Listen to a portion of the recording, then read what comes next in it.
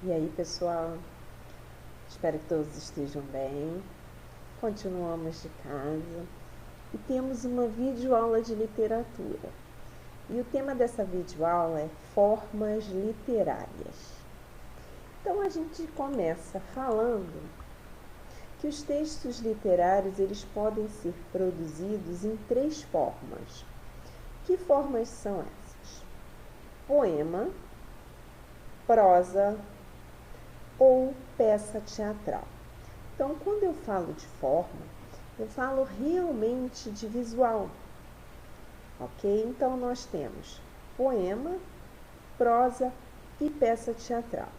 3 formas aí que os textos literários são produzidos. Coloquei aí um exemplo de cada forma, né? Coloquei aí um poema da Cora Coralina. Poema, como todos sabem, as linhas geralmente são menores, uma aí embaixo da outra, né? Não se ocupa toda a linha. Prosa, coloquei aí uma fábula, né? A fábula O Burro, a Raposa e o Leão.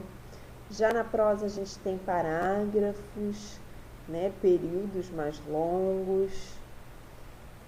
Aí, períodos que mudam, né? Vão mudando aí no novo período. Esse é um exemplo de prosa. E temos ainda um texto aí em forma de peça teatral, né? Quando tem o nome do personagem que faz parte dessa peça teatral e a sua fala, né? Pode entrar também o narrador. Nesse exemplo aí tem a presença do narrador, né? Que não é personagem, mas ele faz as suas intromissões, tanto no texto como na peça teatral, se ela estiver sendo encenada. Então, nós temos 3 formas. E a gente começa falando sobre poema, né? Provavelmente é a mais antiga das formas literárias. Há registros aí de poemas, não é bem de poesia, de poemas, em hieroglifos no Egito 25 séculos antes de Cristo. Olha aí, 25 séculos antes de Cristo, no Egito, né, já existiam poemas, né? Até a Idade Média, os poemas eram cantados, só depois o texto foi separado do acompanhamento musical. Talvez por isso, né, tal como na música, o ritmo tem grande importância no poema. O ritmo tem muita importância e os estudiosos, né, dessa forma literária, eles atribuem a esse fato que no início os poemas eram cantados, tinham um acompanhamento de um instrumento, okay? Os poemas são caracterizados pela escolha precisa das palavras em função aí dos valores semânticos, né? Denotativos, especialmente também conotativos e sonoros. Ou seja, o poema ele consiste num arranjo harmônico das palavras. É diferente, por exemplo, de você escrever simplesmente um texto informativo, né? Como se fosse uma notícia. Vamos lembrar de uma notícia. Não tem essa preocupação de uma palavra combinar com a outra. Não.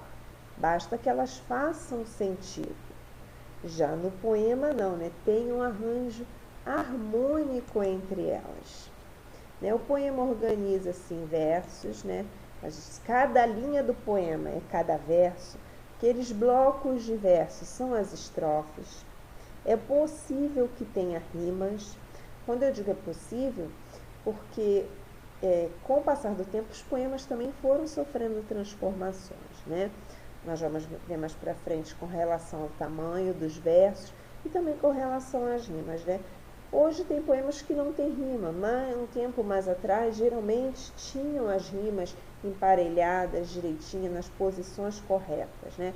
Como os versos aí, acabei de falar, eram metrificados, eles eram todos ali do mesmo tamanho e seguiam um padrão. Essa contagem das sílabas métricas, que dá o tamanho do verso, foi muito valorizada até o início do século XX.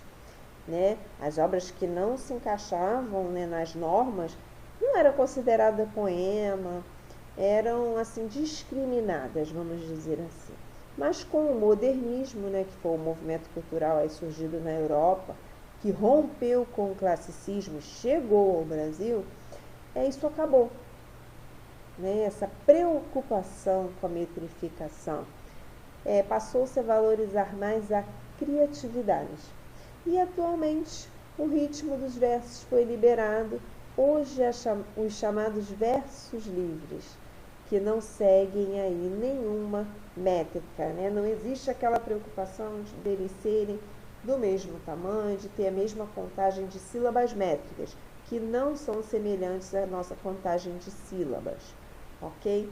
Mas não é semelhante, mas é parecido, só que não é. A quantidade de sílabas, não que a gente está acostumado, né? Separar as sílabas e contar, não é a mesma das sílabas métricas. Tem até alguma semelhança, mas em muitos casos dá diferença.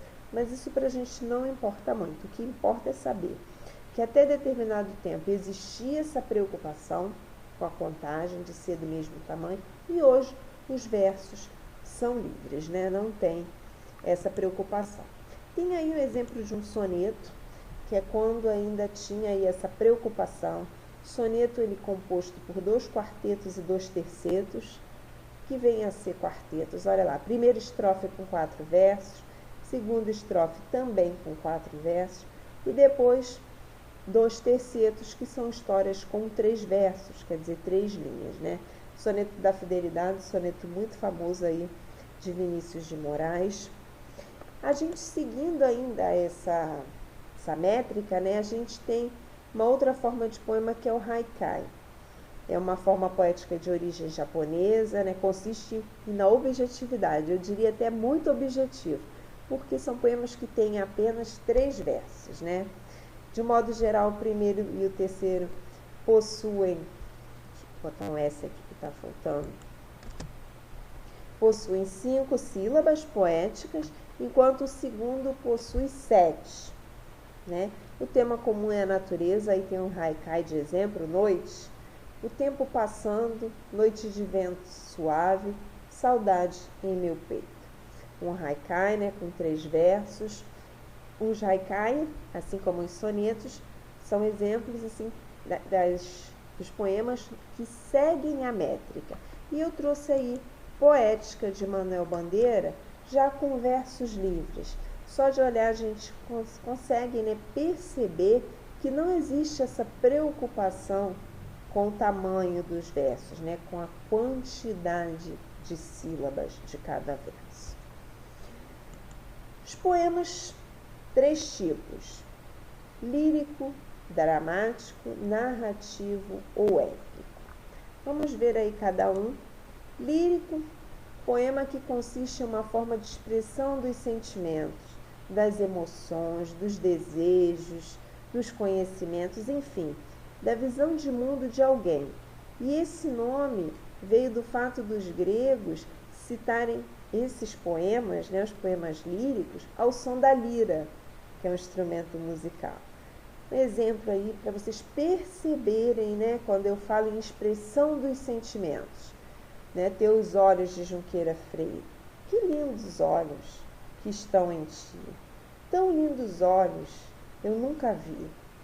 Pode haver belos, mas não tais quais. Não há no mundo quem tenha iguais. Tem tal encanto os olhos teus, quem pode mais, eles ou Deus, né? Bem desejo, né? Visão de mundo de alguém, a expressão pura aí, sentimento. Poema lírico, né? A gente tem o narrativo ou épico, né? Que conta uma história, geralmente é mais longo que os outros tipos, mas marcado pela objetividade.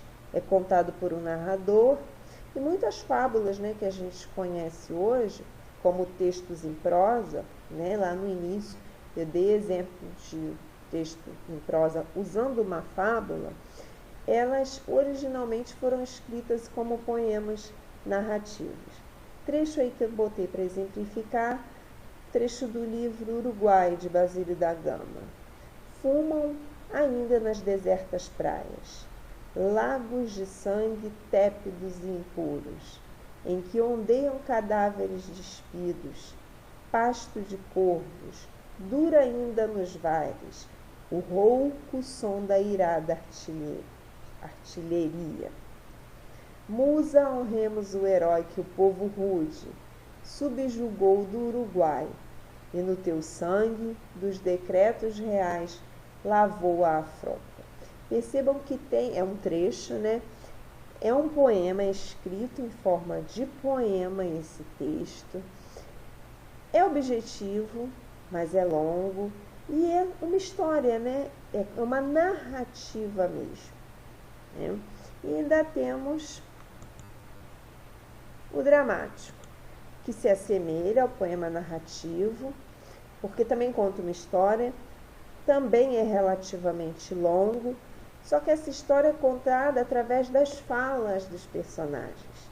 E as peças de teatro escritas em verso são formas de poesia dramática. Olha aí, Morte e Vida Severina, é um trecho, né, do livro de João Cabral de Melo Neto. O retirante explica ao leitor quem é e a que vai. Meu nome é Severino, não tenho outro de piar.